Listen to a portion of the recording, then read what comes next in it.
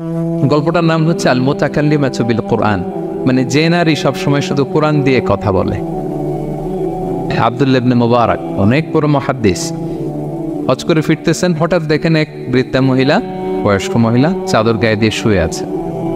তো এটা অনেক বড় একটা কনভারসেশন, আমি কনভারসেশনটা আপনাদেরকে শোনাই। উনি কাছে গেলে যে সালাম দিলেন, আসসালামু আলাইকুম রাহমাতুল্লাহ। সালামের উত্তরে বৃদ্ধা মহিলা স্বাভাবিকভাবে উত্তর না দিয়ে একটা কোরআনের আয়াত তেলাওয়াত করলেন। তিনি তেলাওয়াত করলেন সালামুন কওলাম মির রাব্বির রহিম, মানে দয়াময় প্রতিপালক আল্লাহর পক্ষ থেকে তোমার প্রতিও সালাম। এটা একটা কোরআনের আয়াত, কিন্তু এটা দিয়ে উত্তর হয়ে যায় সালামের। কি বলেন? আচ্ছা গেল। এবার আব্দুল্লাহ ইবনে মুবারক জিজ্ঞেস করলেন মাযা তাসনাঈনা ফি হাযাল মাকান, এখানে কি করেন আপনি, কি করতেছেন একা একা? এই প্রশ্নের উত্তরও ভদ্রমহিলা একটা কোরআনের আয়াত তেলাওয়াত করে দিলেন। উনি তেলাওয়াত করলেন ওয়ামাই ইউদ্লিল ফালা হাদিয়া লাহ, মানে আল্লাহ যার পথ ভুলায় দেয় তার পথ দেখানোর কেউ নেই, কেউ নেই। মানে বুঝাইতে চাইলেন আমি পথ হারাই ফেলছি। কি বুঝাইতে চাইলেন? পথ হারাই ফেলছে, মানে উনি এমনভাবে কোরআনের আয়াত চুজ করে যাতে উত্তর হয়ে যায়। তো এবার উনি জিজ্ঞেস করলেন আইনা তুরিদিন, তো পথ হারাই ফেলছেন তো বুঝলাম, আয়াত থেকে এটা বোঝা যায়, তো আপনি কোথায় যাচ্ছেন, ডেস্টিনেশন কোথায়? উনি আবার একটা আয়াত তেলাওয়াত করলেন সুবহানাল্লাযী আসরা বিআবদিহি লাইলাম মিনাল মাসজিদিল হারামি ইলাল মাসজিদিল আকসা। রাসূল সাল্লাল্লাহু আলাইহি ওয়াসাল্লাম মেরাজের আগে যে ইসরা হয়েছিল, মসজিদুল হারাম থেকে মসজিদুল আকসায় রাসূল সাল্লাল্লাহু আলাইহি ওয়াসাল্লাম আল্লাহ নিয়েছিলেন, এটা তেলাওয়াত করলেন। তো বুঝাতে চাইলেন আমি আপনার মতো হজে আসছিলাম মসজিদুল হারামে, আর যাচ্ছি মসজিদুল আকসা, মানে ফিলিস্তিন আমার বাড়ি। মসজিদুল আকসা কোন দেশে? দেশে ফিলিস্তিনে। আয়াত এমনভাবে উনি পিক করেন যাতে করে উত্তর হয়ে যায়। উনি বোঝাতে চাইলেন আমিও হজ করতে এসেছিলাম, যাচ্ছি কোথায়? কোথায়? ফিলিস্তিন, মসজিদুল আকসা যে দেশে আছে। তো উনিও বুঝে গেলেন যে তাহলে আপনি মসজিদুল আকসায় যাচ্ছেন। এবার জিজ্ঞেস করলেন আনতুম মুনযু কাম ফি হাযাল মাকান, তো এখানে একা একা পড়ে আছেন কয়দিন? কয়দিন। আবার কোরআনের আয়াত সালাসা লায়ালিন সাবিয়া, টানা 3 দিন 3 রাত এখানে আছে, এটা কোরআনের আয়াত। আবার জিজ্ঞেস করলেন উনি মা আরা মাআকি তাআমান তাকুলিন, তো একা যে পড়ে আছেন আবার 3 দিন, তো আপনি খাচ্ছেন কি, বেঁচে আছেন কিভাবে? ভদ্রমহিলা আবার একটা আয়াত তেলাওয়াত করলেন। তিনি পড়লেন হুয়া ইউতঈমুনি ওয়া ইউসকিন, ইব্রাহিম আলাইহিস সালামের কথা, যে ওই আল্লাহ তাআলাই আমারে খাওয়ায়, আল্লাহই আমাকে পান করে, আল্লাহ তাআলা ব্যবস্থা করেছেন আবার। এইবার উনি অবাক হচ্ছেন, আমি এত বড় মুহাদ্দিস আব্দুল্লাহ ইবনে মুবারক ইমাম বুখারীর উস্তাদ, আমি স্বাভাবিকভাবে কথা বলি আর যাই প্রশ্ন করি একটা আয়াত তেলাওয়াত করে দেয় আর ওটাতে উত্তর হয়ে যায়। কি মহিলার সন্ধান পেলাম? তো উনি বলতেছে ফাবি আইয়ি শাইইন তাতাওয়াদ্দাইন, 3 দিন যে এখানে আছেন মরুভূমির বালুর মধ্যে ওযু করেন কিভাবে? উনি আবার একটা আয়াত তেলাওয়াত করলেন ফাইন লাম তাজিদু মাআন ফাতায়াম্মামু সাঈদান তাইয়্যিবা, আল্লাহ আয়াতে বলেছেন যদি তোমরা পানি না পাও পবিত্র মাটি দিয়ে তায়াম্মুম করে নিও। তো বুঝাতে চাইলেন পানি নাই তো কি হয়েছে, বালু তো তায়াম্মুম করে নাও। সরি, আল্লাহু আকবার। এবার উনি বললেন ইন্না মাইয়া তাআমান আলা তাকুলিন, আমার ব্যাগে তো কিছু খাবার আছে, আপনি কিছু খাবেন? আবার কোরআনের আয়াত সুম্মা আতিম্মুস সিয়ামা ইলাল লাইল, আল্লাহ এক আয়াতে বলেছেন তোমরা রোজা ফজর থেকে শুরু করে সন্ধ্যা পর্যন্ত পূর্ণ করো। তো বুঝালেন আমি রোজা রাখছি। কি বুঝালেন? রোজা রেখেছি। এবার উনি একটু মাসালা খাটাইতে চাইলেন, ভাবলেন যে বুড়ি তুমি আমার সাথে শুধু কোরআন দিয়ে উত্তর দিচ্ছ, দাঁড়াও তোমাকে আমি আটকাইতেছি। উনি মাসালা খাটাইলেন যে ফাকুলতু লাহা লাইসা হাদা শাহরু রমাদান, তো রোজা রাখছেন মানে এটা তো রমজান মাস না, হজ করে ফিরতেছি আমরা জিলহজ মাসের শেষের দিক, কিসের রোজা? ওই মহিলা আবার একটা আয়াত তেলাওয়াত করলেন যে ওমান তাতাওয়া খায়রান ফাইনাল্লাহা শাকিরুন আলিম, আমি রমজানের ফরজ রোজা তো রাখিনি, এখন আমি নফল রোজা রেখেছি। আয়াতের অর্থ হচ্ছে তোমরা নফল যা করো এগুলো প্রতিদান আল্লাহ তোমাদের বুঝিয়ে দেবে। রমজান না ঠিক আছে জিলহজ, কিন্তু আমি কি রোজা রেখেছি? নফল রোজা। এইবার উনি ধরছেন মাসালা, এবার বলতেছে উবি হালান আল ইফতার ফিস সাফার, সফরে তো রোজা ভাঙা যায়, রোজা তো ভাঙা যায়, খান একটু। এবার উনি কোরআন থেকে আবার তেলাওয়াত করলেন ওয়া আনতা সুমু খায়রুল লাকুম ইন কুনতুম তা'লামুন, আল্লাহ যে আয়াতে বলেছেন যে সফরের রোজা ভাঙা জায়েজ আছে, ওই আয়াতের শেষে আবার আল্লাহ বলেছেন যদি রাখো সওয়াব বেশি পাও। কেউ অসুস্থ হলে রোজা ভাঙবে, সফরের রোজা ভাঙবে। এই আয়াতের শেষে হচ্ছে ওয়া আনতা সুমু খায়রুল লাকুম ইন কুনতুম তা'লামুন, তবে রোজা যদি রাখো এটা ভালো যদি তোমরা বুঝতে। এবার উনি আর যাবে কোথায়? দিশেহারা হয়ে এবার জিজ্ঞেসই করে ফেলছে, লিমাদা লা তুকাল্লিমিনি মিসলা মা উকাল্লিমুকি। আচ্ছা মা, এবার বলেন, আমি আপনার সাথে যেভাবে কথা বলি আপনি এইভাবে কথা বলেন না কেন? কিছু জিজ্ঞেস করলে কোরআনের আয়াত বলেন না কেন? আমি কথা বলতেছি, আপনি আমার সাথে এভাবে কথা বলেন। কিছু জিজ্ঞেস করলে কোরআনের আয়াত কেন? এইটার উত্তরে উনি আরেকটা কোরআনের আয়াত উনি পড়লেন, মা ইয়ালফিযু মিন কাউলিন ইল্লা লাদাইহি রাকীবুন আতীদ। আল্লাহ বলেছেন, তোমরা মুখ দিয়ে যাই বের করো, এটা লিখে রাখার জন্য দুই কাঁধে রাকীব আতীদ আছে, তুলে রাখে। তার মানে আমি যে তোমার সাথে কথা বলতেছি প্রত্যেকটাই তো রেকর্ডেড হয়, রেজিস্টার্ড হয়।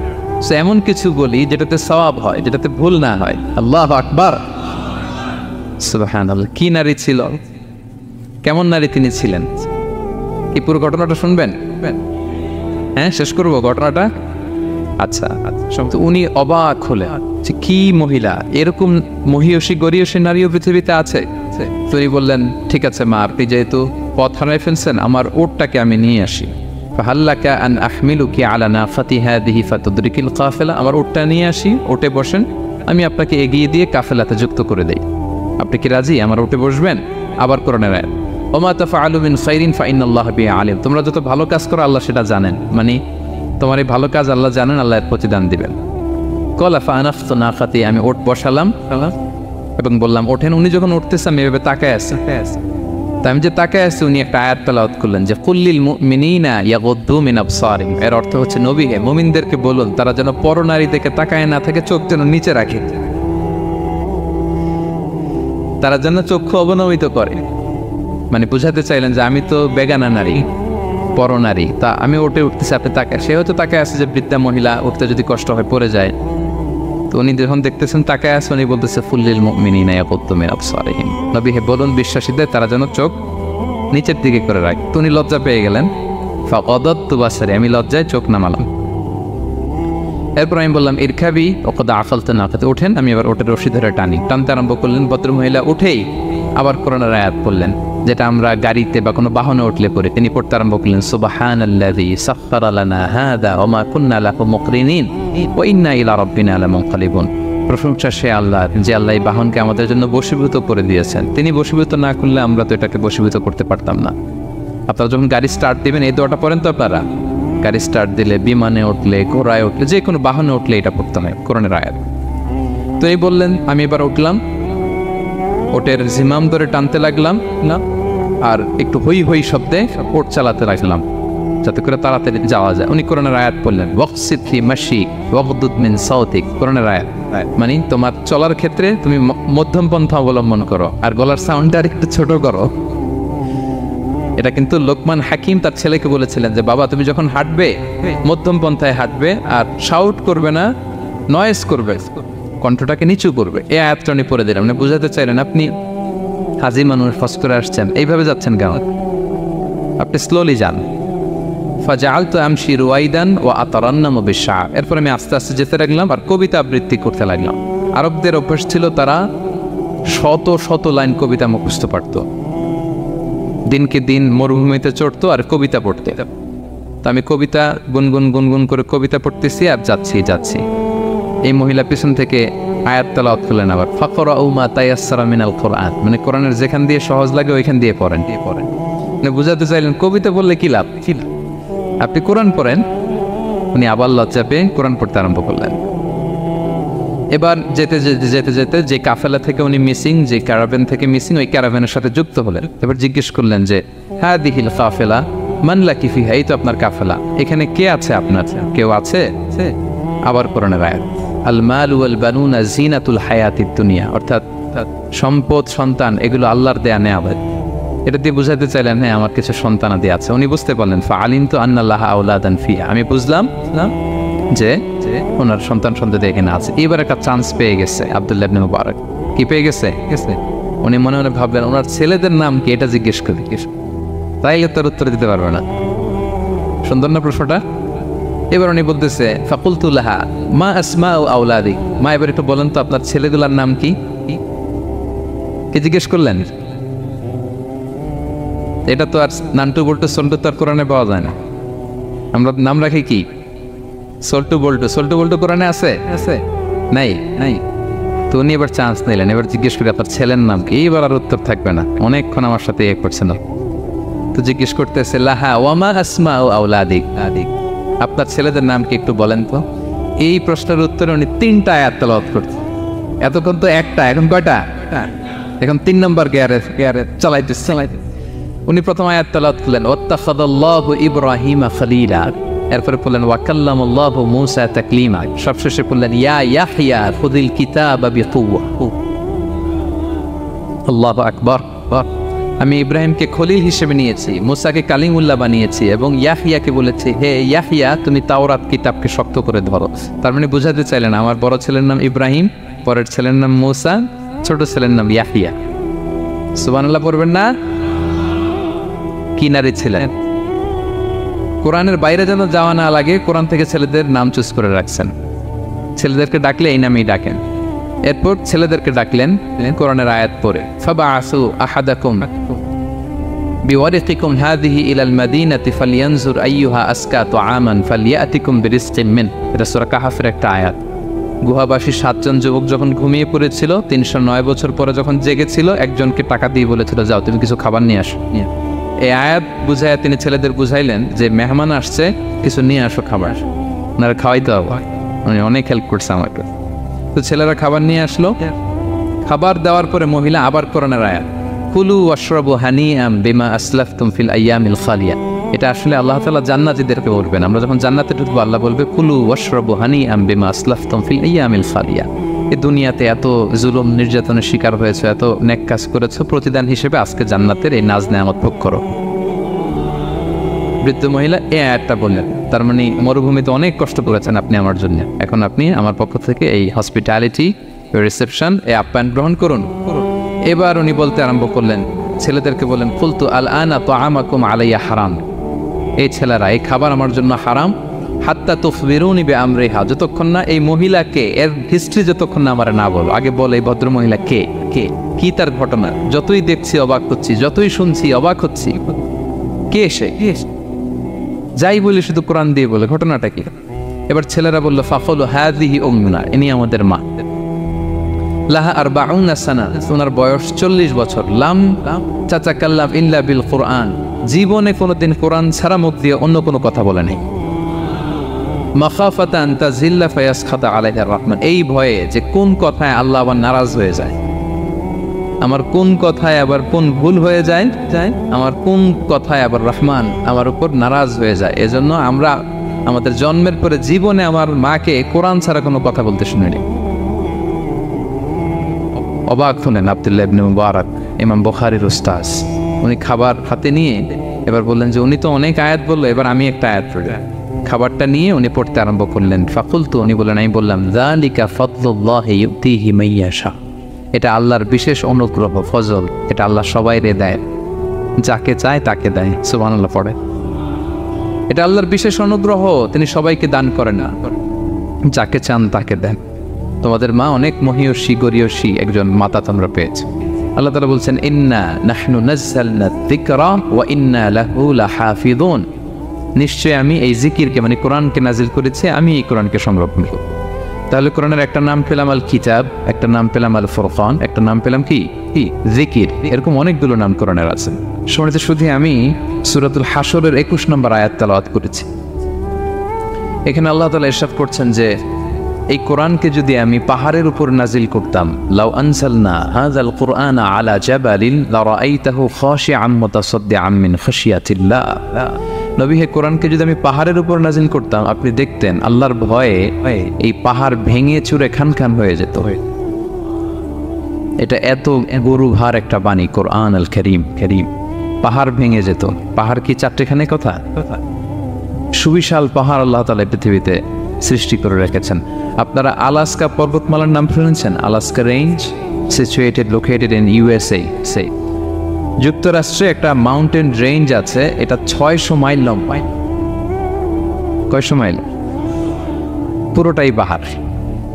এটার নাম হচ্ছে আলাস্কা মাউন্টেন রেঞ্জ।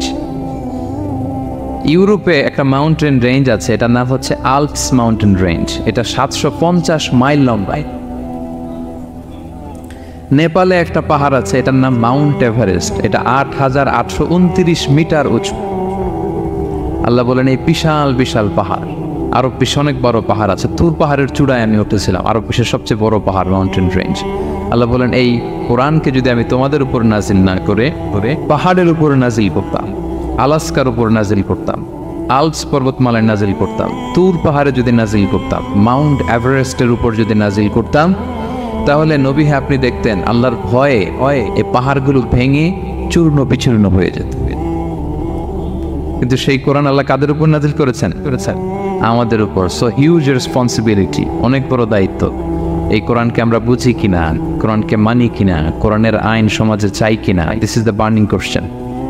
নিজেকে নিজে প্রশ্ন করুন যে কোরআনের যে হকগুলো আছে আমরা আদায় করছি কিনা। এটা যেন তেন কোনো বাণী নয়, এটা আল্লাহ তাআলার পাঠানো বাণী, অনেক ভারী অনেক ওজনওয়ালা বাণী। আল্লাহ তাআলা বলছেন ইন্না সানুলকি আলাইকা কওলান সাকিলা, নবী হে আপনার কাছে আমি অনেক ভারী হেভি ওয়েট ওয়ার্ড নাজিল করব। এটা অনেক ওজনের, এটা সিম্পল কোনো বিষয় নয়। এই কোরআন যখন রাসূল সাল্লাল্লাহু আলাইহি ওয়াসাল্লামের উপর নাজিল হতো, প্রচন্ড শীতের রাতে বিষ্ণু সাল্লাল্লাহু আলাইহি ওয়াসাল্লাম ঘামতেন। আম্মা জান আয়েশা বলেন আমরা কম্বল মুড়ি দিয়েও থাকতে পারি না, এত শীত, কিন্তু বিশ্বনবী ঘেমে ঘর্মাক্ত হয়ে একাকার। ওটের উপর বসে থাকা অবস্থা যখন কোরআন নাজিল হতো, ওটগুলো মরুভূমির মধ্যে বসে পড়তো ডিরেক্টলি। কাফেলা চলছে সাইয়েদনা জিবরাইল এসে কোরআন নাজিল করেছেন, কোরআনের ভারে ধপাস করে উট বসে যেত। যায়েদ ইবনে সাবিত রাদিয়াল্লাহু তাআলা আনহু কাতিবুল ওয়াহি, রাসূল সাল্লাল্লাহু আলাইহি ওয়াসাল্লামের সাহাবী। রাসূল সাল্লাল্লাহু আলাইহি ওয়াসাল্লাম একবার যায়েদ রাদিয়াল্লাহু তাআলা আনহুর পায়ের মধ্যে মাথা রেখে শুয়েছিলেন, দীর্ঘক্ষণ শুয়ে থাকলেন।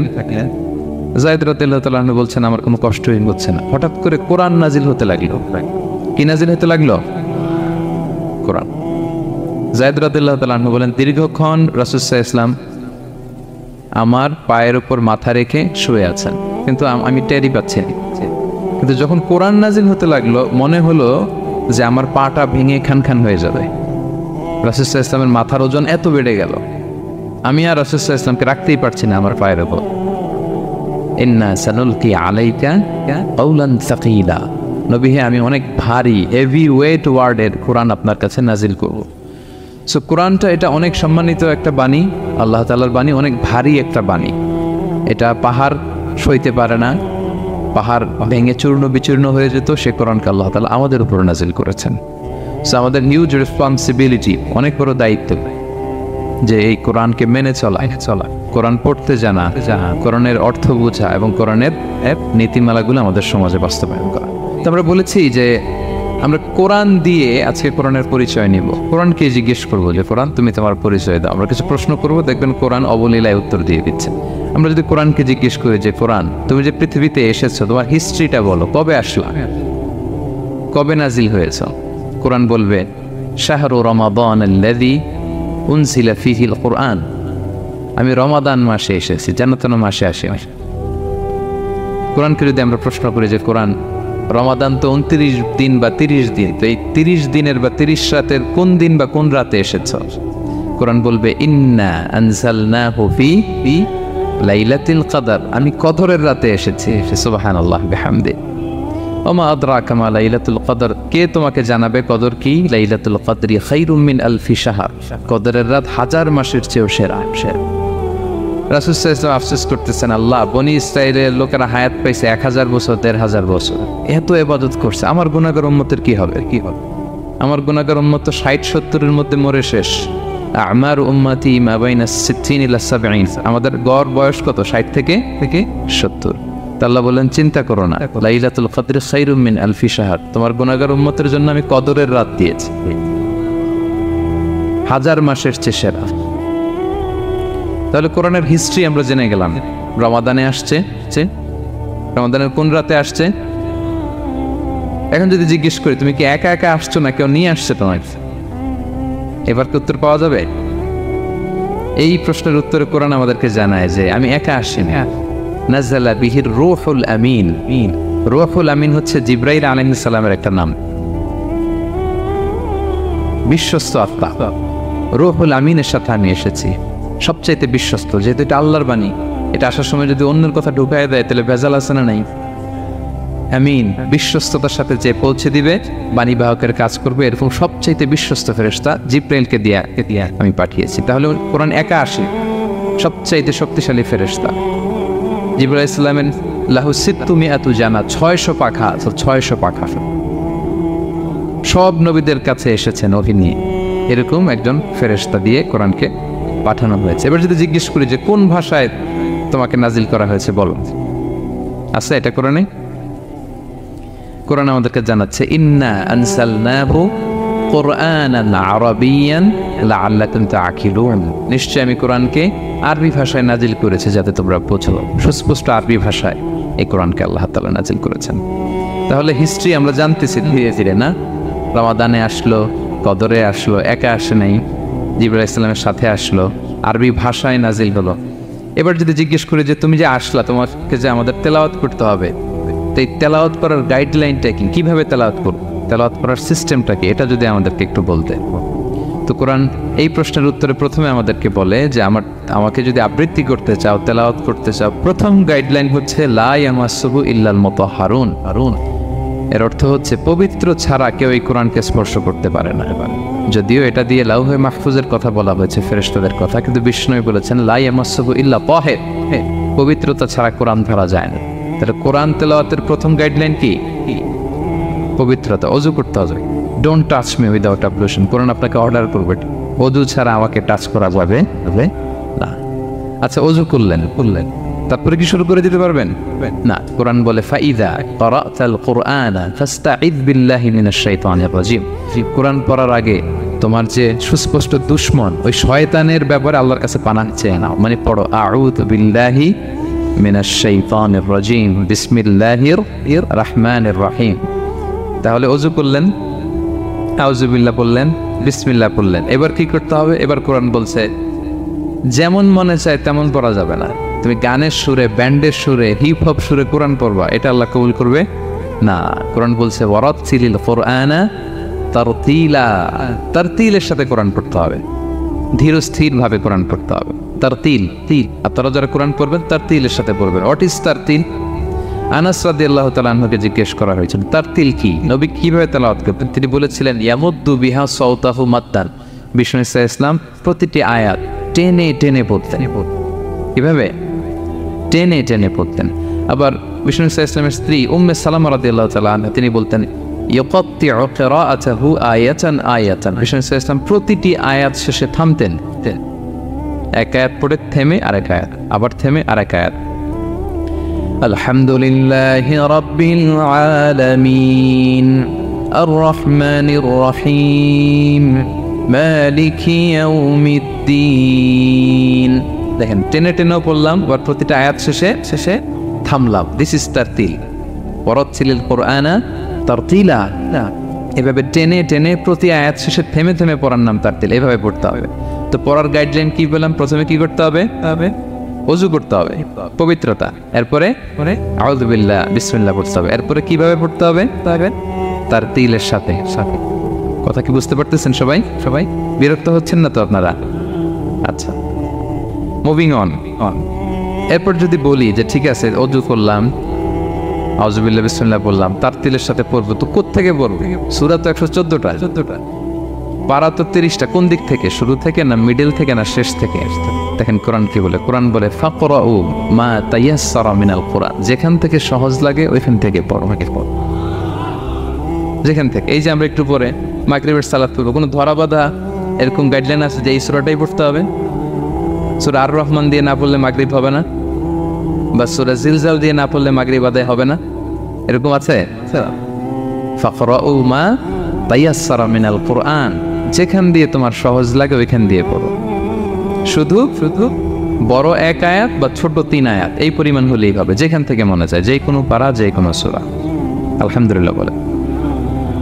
বিশেষ করে ফজরের নামাজে বিষ্ণু সাল্লাল্লাহু আলাইহি ওয়াসাল্লাম লম্বা কিরাত পড়তেন, কারণ ফজরের কোরআন তেলাওয়াতটাতে স্পেশালি সাক্ষী রাখা হয়। আল্লাহ তাআলা বলছেন আকিমিস সালাতা লিদুলুকিশ শামসি ইলা ওয়াসাকিল লাইলি ওয়া কুরআনাল ফাজর ইন্না কুরআনাল ফাজরি কানা মাশহুদা। সূর্য যখন ডুবে তখন থেকে রাত পর্যন্ত সালাত কায়েম করো, বিশেষ করে ফজরের সালাত। এ সময় ফেরেশতারা আসে, এটা সাক্ষী থেকে যায়।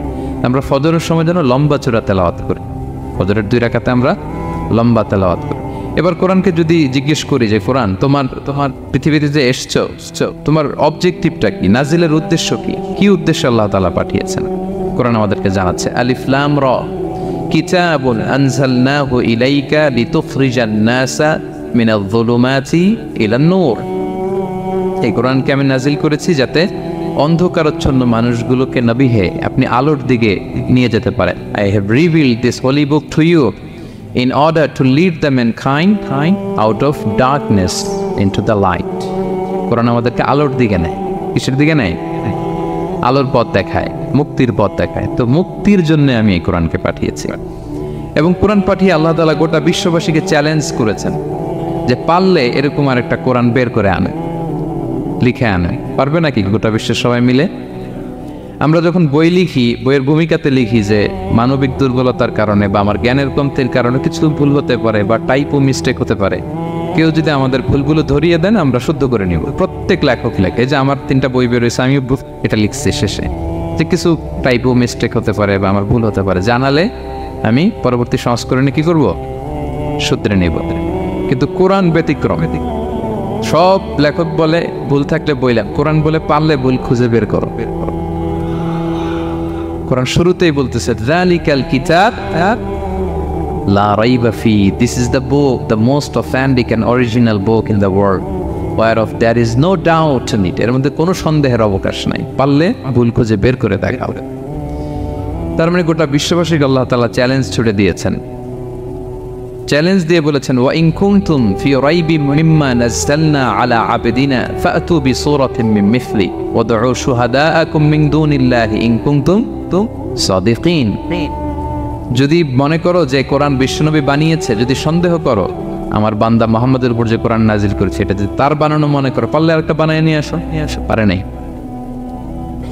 পৃথিবীর সবচাইতে বড় বড় সাহিত্যিক পণ্ডিত ছিল তখনকার সময়ে মক্কায়, পারে নাই তারা অনেক চেষ্টা করে যেই কথা বলছে এটা কোরআনের পক্ষেই চলে আসছে। একজন অনেক ট্রাই করতেছে যে কোরআনের সবচেয়ে ছোট সূরার মতো একটা লাইন সে বানাতে পারে কিনা। সবচেয়ে ছোট সূরা কোনটা? কাউসার। তো সে পড়তেছে ইন্না আ'তাইনা কাল কাউসার ফাসাল্লি লিরাব্বিকা ওয়ানহার ইন্না শানিআকা ওয়াল আবতার। এরপরে মিলে এক লাইন বানাইছে যে লাইসা হাযা মিন কালামিল বাশার। অর্থ হয়ে গেছে অন্যরকম। এটার অর্থ হচ্ছে এটা কোনো মানুষের কথা নয়। ইন্না আ'তাইনা কাল কাউসার ফাসাল্লি লিরাব্বিকা ওয়ানহার ইন্না শানিআকা ওয়াল আবতার। সে মিলে বানাইছে এক লাইন, সেটা হচ্ছে লাইসা হাযা মিন কালামিল বাশার, এটা কোনো বাশার মানুষের লেখা হতে পারে না। আল্লাহু আকবার। তো আল্লাহ তাআলা চ্যালেঞ্জ দিয়ে বলেছেন শুধু তোমরা না, পারলে জিনদের সাথে একটা কনফারেন্স করো। কুল লা ইনজতামাআতিল ইনসু ওয়াল জিন্নু আলা আইয়াতু বিমিসলি হাযাল কুরআন লা ইয়াতুনা বিমিসলিহি ওয়ালাউ কানা বা'দুকুম লিবা'দিন যাহিরা। আল্লাহ বলতেছে চ্যালেঞ্জ, গোটা বিশ্ববাসীর জন্য চ্যালেঞ্জ। শুধু তোমরা না, জিনদেরকেও ডাকো একটা কনফারেন্সে। কারণ দুইটা, ম্যানকাইন্ড আর জিনকাইন্ড। শুধু মানুষকে না, আমি জিনকেও চ্যালেঞ্জ দিলাম, সবাই মিলে যদি পারো কোরআনের মতো একটা বই নিয়ে আসবে। পারবে না। গোটা বিশ্ববাসী এই চ্যালেঞ্জের কাছে হার মেনেছে। এবং আল্লাহ বলেছেন এটা আমি নাজিল করেছি, এটা হেফাজতের দায়িত্ব আমি নিয়েছি। ইন্না নাহনু নাযালনা যিকরা ওয়া ইন্না লাহু লাহাফিজুন। এই কোরআনকে নাজিল করেছে কে? আবার এটা হেফাজতের দায়িত্ব নিয়েছে কে? আল্লাহ তাআলা নিয়েছে। কোরআনের সবগুলো প্রিন্টেড কপি যদি আমরা আগুন দিয়ে জ্বালায় দেই তাহলে তো আর কোরআন থাকবে না পৃথিবীতে, না? হ্যাঁ, আমরা আমাদের তাকরিম সালেহ আহমদ তাকরিমের মতো 10 জন ওয়ার্ল্ড ক্লাসের হাফেজদের বসাইলেই উইদিন 3 days আমি আরেকটা কপি বানিয়ে ফেলতে পারবো। কি বলেন, পারা যাবে না? গোটা বিশ্বে আমাদের যে হুফাজ, এদের মধ্যে ওয়ার্ল্ড ক্লাস যে হাফেজ, এরকম 10 জন লাগবে শুধু। আবার গিভ মি জাস্ট 3 days, আমরা আরেকটা কোরআন বের করে ফেলতে পারবো। কারণ আমরা শুধু কোরআন লিখে রাখি না, এই সিনার ভিতরে খোদাই করে রাখি, ঠিক কি না? এবং হাফেজে কোরআনের সংখ্যা পৃথিবীতে বাড়ছে। পৃথিবীতে কোন দেশে সবচেয়ে বেশি হাফেজ জানেন আপনারা? না, বাংলাদেশে না। ইজিপ্ট র্যাঙ্কিংয়ে আছে, কিন্তু সবচেয়ে বেশি হাফেজ হচ্ছে লিবিয়াতে। লিবিয়াতে প্রত্যেক 3 জনে 1 জন হাফেজ। মোট জনসংখ্যা 70 লাখ, হাফেজ আছে 23 লাখ। র্যাঙ্কিংয়ে সেকেন্ড হচ্ছে আল মাগরিব, আরবিতে বলে মাগরিব মানে মরক্কো। ওদের হাফেজের সংখ্যা 16 লাখ। থার্ড হচ্ছে ইজিপ্ট, মোর দেন 1 মিলিয়ন। ফোর্থ হচ্ছে সৌদি আরবিয়া, ফিফথ হচ্ছে জর্ডান। কোটি কোটি হাফেজ আছে আমাদের গোটা বিশ্বে। আমাদের সবগুলো কোরআনের প্রিন্টেড কপি জ্বালিয়ে দিল, কোরআন আবার নিয়ে আসতে আমাদের কয়েকদিনের ব্যাপার। আলহামদুলিল্লাহ বলবেন না? এই কোরআনের ভেতরে আল্লাহ তাআলা শিফা রেখেছেন রহমত। আল্লাহ বলেন, অনুনাজ্জিলু মিনাল কোরআনি মা হুয়া শিফাউ ওয়া রাহমাতুল লিল মুমিনিন ওয়ালা ইয়াজিদুয যালিমিনা ইল্লা খাসারা। আমি এই কোরআনের ভিতরে শিফা রেখে দিয়েছি, রহমত রেখে দিয়েছি। সূরাতুল ফাতিহাকে বলা হয় সূরাতুশ শিফা। অসুস্থ ব্যক্তির গায়ে আপনি ফু দিতে দেরি, সুস্থ হতে দেরি হয় না না, কিন্তু ওই ইমানটা থাকতে হবে। ওই ইমান নিয়ে, ওই আমল নিয়ে যদি আপনি রিসাইট করে ফু দেন, আল্লাহ তাআলা সুস্থ করে দেবেন। এবং এই কোরআন আপনাকে বিপদ থেকে উদ্ধার করতে পারে, কারণ কোরআন আল্লাহর সিফাত, এটা আল্লাহর একটা সিফাত। এটা পরে আপনি আল্লাহর কাছে দোয়া করলে আপনাকে বিপদ থেকে উদ্ধার করবে। আল্লাহ তাআলা বলছেন, ওয়া ইযা ক্বারা'তাল কুরআনা জাআলনা বাইনাকা ওয়া বাইনাল লাযীনা লা ইউমিনুনা বিল আখিরাতি হিজাবাম মাসতুরা। নবী হে, আপনি যখন কোরআন তেলাওয়াত করেন তখন আপনার আর কাফেরদের মাঝে আমি পর্দা ঢেলে দেই। পর্দা, কাফেররা আপনারা দেখে না। সুবহানাল্লাহ। সূরা লাহাব যখন নাজিল হলো, তাব্বাত ইয়াদা আবি লাহাবি ওয়া তাব, ধ্বংস হোক নিপাত যাক আবু লাহাবের 2 হাত। আবু লাহাব কে ছিল বলেন তো? বিশ্বনবীর চাচা। তো আয়াত যখন নাজিল হলো, চাচার বদনাম যখন আয়াতে আসলো, চাচি উম্মে জামিল খুব রেগে গেল। সে যখন নমুসলিমদের কাছে শুনতে আরম্ভ করলো, কি আমার স্বামীর ব্যাপারে কটূক্তি, আজকে মুহাম্মদের খবর আছে। আতাইনা ওয়া আবাইনা ওয়া আমরাহু কালাইনা, আজকে মুহাম্মদের একদিন আর আমার একদিন, একটা স্পরস্পর করে ছাড়বো। রেগে মেগে, খুব জাত্রের মহিলা ছিলেন। আসতেছে। তো বিষ্ণু ইসলাম কাবা ঘরের পাশে আবু বকর রাদিয়াল্লাহু তাআলা আনহুকে নিয়ে বসা। তো আবু বকর রাদিয়াল্লাহু তাআলা আনহু এই দৃশ্য দেখে বললেন, ইয়া রাসূলুল্লাহ, আপনি এখান থেকে চলে যান। উম্মে জামিল এসে আক্রমণ করবে আপনার উপর। আল্লাহ রাসূল বললেন, আবু বকর তুমি ভয় পেও না, আমি জাস্ট একটু কোরআন তেলাওয়াত করবো, এরপরে কি হয় দেখো। বিষ্ণু ইসলাম কোরআন তেলাওয়াত করতে লাগলেন। আর রেগে মেগে আগুন হয়ে উম্মে জামিল আসছে। এসে আবু বকরকে বলতেছে, এই আবু বকর, তোমার বন্ধু মুহাম্মদ কোথায় বলো। পাশেই কিন্তু বিশ্বনবী বসা, কিন্তু সে চোখে দেখে না। সুবহানাল্লাহি ওয়া বিহামদিহি জাআলনা বাইনাকা ওয়া বাইনাল লাযীনা লা ইউমিনুনা বিল আখিরাতি হিজাবাম মাসতুরা। নবী, আপনি যখন কোরআন পড়েন, কাফেরদের আর আপনার মাঝে আমি কি এঁটে দেই? পর্দা এঁটে দেই, ওরা দেখে না। আপনি বিপদে পড়ছেন, আপনি কোরআন পড়েন, আপনার শত্রু আপনাকে দেখবে না। হিজরতের রাতে বিষ্ণু ইসলাম আবু বকর রাদিয়াল্লাহু তাআলা আনহুকে নিয়ে গারে সাউরে আশ্রয় নিলেন। মক্কার কুরাইশরা খুঁজতে আবু বকর রাদিয়াল্লাহু তাআলা আনহু তো ভয়ে তটস্থ, যে কি না কি হয়ে যায়। আবু বকর রাদিয়াল্লাহু তাআলা আনহু বললেন যে আমি অবাক, আমার পাশ দিয়ে হেঁটে যায় ওরা, কিন্তু আমাদেরকে দেখে না। ইমাম আল কুরতুবী, তিনি মনসুর দুর্গে বন্দী ছিলেন, জালিমের বন্দিশালায়। উনি জেলখানা ভেঙে পালাতে সৈনিকরা টের পেয়ে গেল, খুঁজতেছে ওনাকে। খুঁজতে ধরার জন্য উনি এক পাহাড়ের চিপায় যে আশ্রয় নিলেন আর সূরা ইয়াসিন তেলাওয়াত করতে লাগলেন। তো ওরা খুঁজতে পায় না, কিন্তু উনি পাশেই, সেই চোখে দেখে না।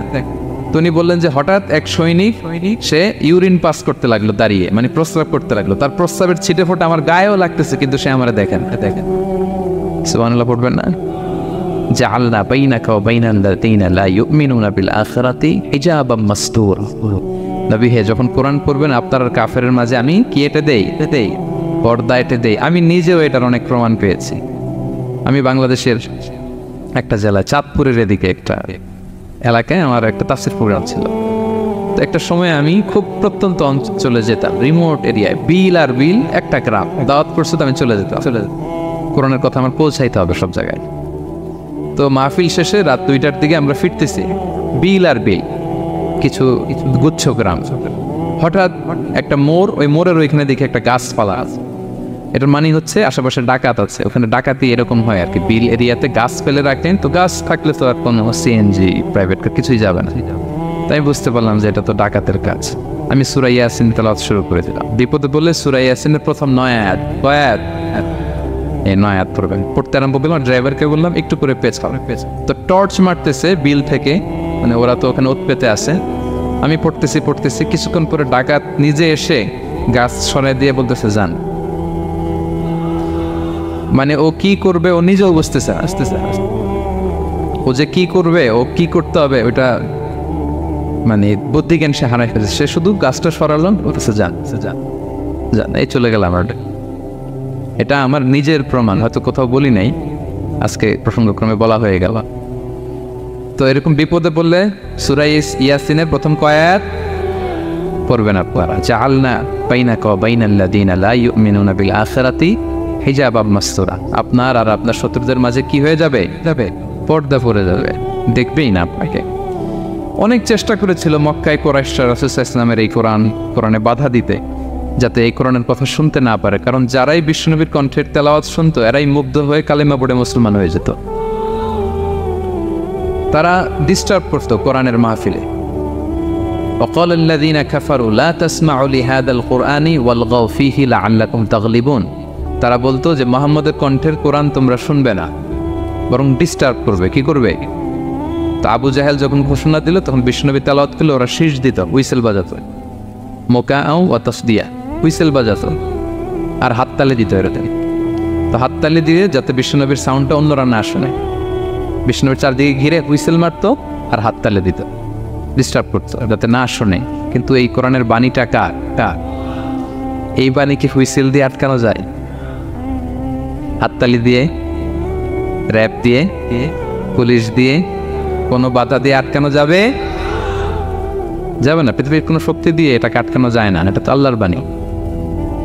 তো বিষ্ণু ইসলাম কোরআনের কথা যখন শোনাতেন, বিষ্ণুনবীর কণ্ঠের তেলাওয়াত শুনেই অনেকে কালিমা পড়ে মুসলমান হয়ে যেত।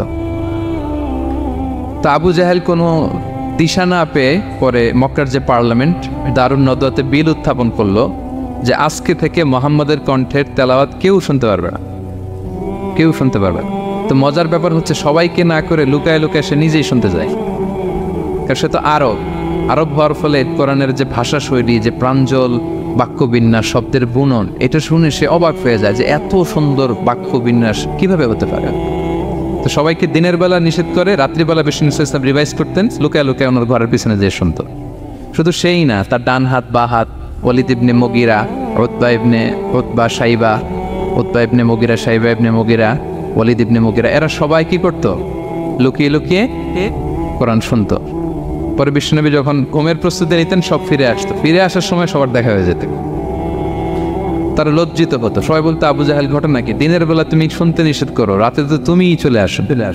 তো সে বললো আজকে কঠিন দারুন নাদওয়ার পার্লামেন্টে বিল পাস করবো, যে এমনটা করবে এই শাস্তি মাথার চুল কামিয়ে মক্কার বাজারে ঘুরানো হবে।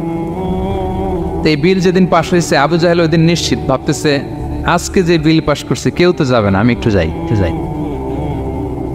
মানে আজকে যে কঠিন শাস্তির ঘোষণা দিছি, আজকে কেউ এই স্পর্ধা দেখাবে না। মুহাম্মদ তো তেলাওয়াত শুরু করে দিয়েছে, কি যে মধুর বাণী, যাই একটু শুনে আসি।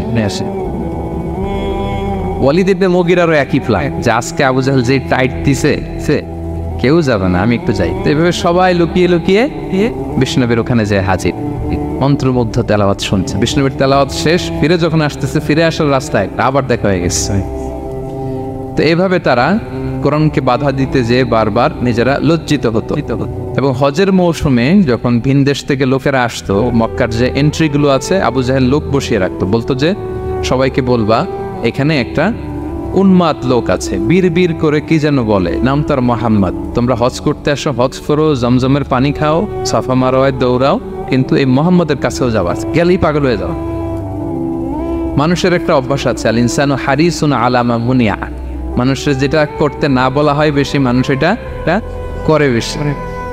তো রাসূল সাল্লাল্লাহু মুহাম্মদের কথা কিন্তু ভিনদেশীরা জানতোই না। মুহাম্মদের কাছে যেও না যখন বলছে, সবাই মনে মনে প্ল্যান করে নিছে, আর যাই করি আর না করি মুহাম্মদের দেখে যাইতে হবে। তো এরা হস্টস করে সবাই খুঁজতো, হু ইজ দিস মুহাম্মদ, কে এই মুহাম্মদ? রাসূল সাল্লাল্লাহু আলাইহি ওয়াসাল্লামের কাছে আসতো, রাসূল সাল্লাল্লাহু আলাইহি ওয়াসাল্লামের তেলাওয়াত তো অনেক দূরে, চেহারা দেখে অনেকে কালিমা পড়ে মুসলমান হয়ে যেত। এত নুরানি চেহারা বিশ্বনবী ছিল, এত সুন্দর তেলাওয়াত ছিল। প্রিয় ভাইরা, সেই কোরআনকে আল্লাহ তাআলা বলছেন যে পাহাড়ের উপর যদি নাজিল করতাম, পাহাড় ভেঙে কি হতো? চুরমার হয়ে যেত। পাহাড়ের উপর নাজিল না করে কার উপর নাজিল করছে? আমাদের উপর নাজিল করছে। আমাদের হিউজ রেসপন্সিবিলিটি, এই কোরআনকে আমাদের বুঝতে হবে, জানতে হবে। কোরআন শুদ্ধভাবে পড়ার প্রচেষ্টা চালাবেন তো? রেগুলার কোরআনের অর্থ বুঝবেন তো? কোরআনের মাহফিলগুলোতে আসবেন তো? কোরআনের পক্ষে থাকবেন তো সবাই?